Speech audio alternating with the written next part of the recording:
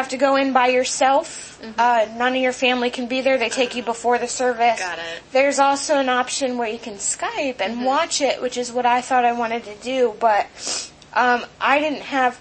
When I came to prison, I was told all I could bring was a Bible and court papers. So my mom gave me a Bible, and in the back of the Bible I wrote down every person that I love's name, address, and phone number. And when they took me to the hospital to put me on methadone, they kept my Bible. And when I got here, I still didn't get my Bible back. And I even sent a kite, which is like inter-prison mail, to Marysville asking for my Bible, and they said they didn't have it. So I never got my Bible back. So when my sister died, I had gotten called into the case manager's office, and they told me, they let me have a phone call to talk to my mom. I talked to her for like 3 minutes, and they sent me on my way. And my mom had said that she would call back about the services. She never called back. My phone account wasn't working. I had to use someone else's phone account, which I did, but the only phone numbers I had memorized was my parents' house number, and they were in Woodville, Ohio at my brother's house, and my dad's cell phone number, but my dad's cell phone company doesn't have service in Woodville. There's no service. His phone won't even ring. I called faithfully every day from this other girl's account over and over. In the morning, in the afternoon, in the evening, I'd call, and I'd call, and I'd call, and it would just always just ring once and stop. Because his phone, he can't even have his phone on there. So I didn't even get to talk to any of my family for like a week. I just had to sit here, and it was awful. I eventually did get his number, my brother Jeff. I had sent him a letter. Once my parents got home, my mom sent me a letter with his address in it because I had asked her to. And I sent him a letter. It was probably the hardest letter I had to write ever in my life. And I guess he let his daughters read it too, they said. Because I finally talked to them. The first Ohio State game, it was my birthday. I tried to call on my birthday, and I didn't get them, so I called back the following day on Sunday, and I talked to, they all sang me happy birthday. Aww. And then I got to talk to my brother and both my nieces, so that was good. I haven't talked to them in a while. Like, I talked to my brother once before I came to prison, but I haven't talked to him since his wife died. And as soon as I got on the phone, I'm like crying. My niece is like, Josie, don't cry. And I'm like, I can't help it. I'm like, very emotional. I'm like, I want to be there. It's not fair. Yeah. I'm like, but I mean, I told him I had his number now, and I'd call every once in a while, and that I wouldn't call collect, so he didn't have to pay for it to please accept. So, but it's been a couple weeks, and I haven't called. I told my dad I might call him this coming Sunday. Yeah. Because he's not home a lot. He works all through the week, and now he's trying to get this trailer and this boat for this vacations party spot. my dad's like, he's going to put bunk beds in one room with a big full-size bed as a bottom bunk. And I'm like, that's so that all his party guests can sleep over. I'm like, he's fully a bachelor again, and he is fully buying a boat, and like he's going crazy. He's trying to have some fun, like he's partying. That's what he's doing. But I can't wait to see him. I don't know. It's going to be weird. I haven't spent much time with my family since I got raided, so not really sure what they all quite think of me these days. But it's weird that life goes on the outside when you're in here. It is. It's like nothing goes on in here. It's like someone wrote me and said, "What does your day consist of?" I'm like, nothing. I'm like, well, I used to have class. I used to have class all day, but I graduated that last week, so now I do nothing. I'm like, I do absolutely nothing. They should be giving me a job soon, but once you're so far along, you can't work in the kitchen. Yeah. I know they have one girl, one of my friends, she polishes doorknobs, and that's her job. Twice a day, she comes out of her room and washes all the doorknobs on the floor, and I'm like, that's probably going to be my job because she's about to have her baby. So then they're going to make me the new knob polisher. Doorknob washer. Yeah,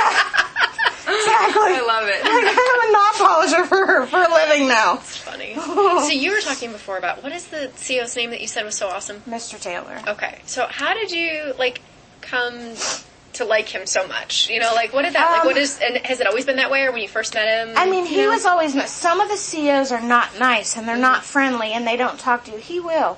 He'll stand there and talk to you, and,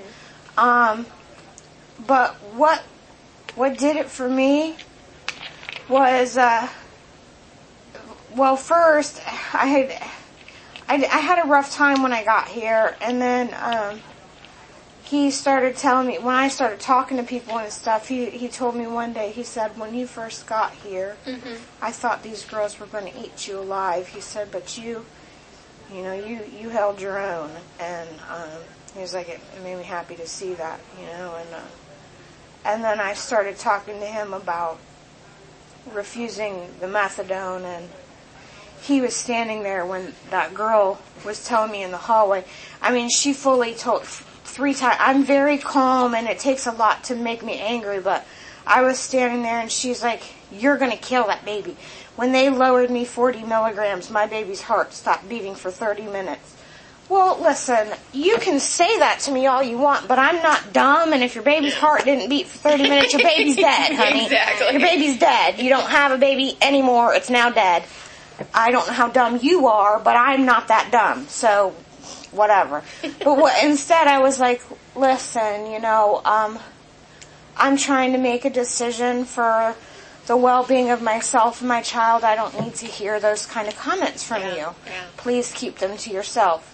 And she kept going at it in my face. And I'm like, listen, please stop saying that to me. I don't need to hear it. And every time she did it again, and every time my voice got a little bit higher and a little bit angrier, and he said, Josie, you can go on. And I left, and I went to my classroom, and I'm shaking. I'm so mad. I'm like, this bitch is out here telling me I'm going to kill my baby when all I'm trying to do is make sure he's healthy. And my class is like, first of all, calm down. And Mr. Taylor came, and he got me, and he pulled me out. And he said, you don't need to listen to any of these people in here. He's like, you know what you're doing. I know what you're doing, and we both know why. He said, and you're making the best decision for your child. He's like, and I'm behind you 100%. If you need someone to talk to or vent to or whatever, you can always come to me. I'll always be right here. There was one day that there were some nurses in there. I had said to the OB, I think I'm going to refuse my methadone. So she didn't call me in more methadone. So I got up that next morning and went and got in pill call, and they didn't have any medicine for me. And this was days before the back to school thing. And I'm like, I'm going to be fully withdrawing in front of my kid because I told someone I was thinking about refusing something, and I was a mess. I was crying, and my blood pressure was up. They called me in there, checked my blood pressure. The nurse got a doctor up here and got him to refill it, and I got it for the rest of the week, and then I refused it. But later that day, my bunkie come in the room, and she's like, everybody's talking about you. What are you talking about? And she said, the nurses and everybody is saying, there's no way you're going to be able to cold turkey off methadone, that you couldn't even handle not having it for a couple hours. And I'm like, I stood up off my bed. I'm like, first of all, I was just fine. I was just upset about withdrawing in front of my kid, and I was upset. That's why my blood pressure was raised. It didn't have nothing to do with the methadone. I couldn't even feel that I hadn't had it yet. Yeah. Right. I'm like, exactly. This is just ridiculous. And second of all, nobody in this place know what I'm capable of. And it was later that day, Mr. Taylor came to me and he said, you're going to prove everyone wrong. You are.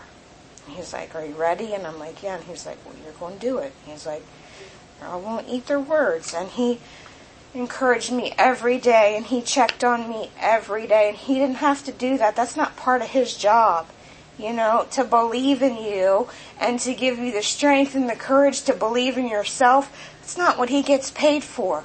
He didn't have to do that, and he did. And even today, he called me. He told me I was the pride of the floor. And he told me that he wanted me to be one of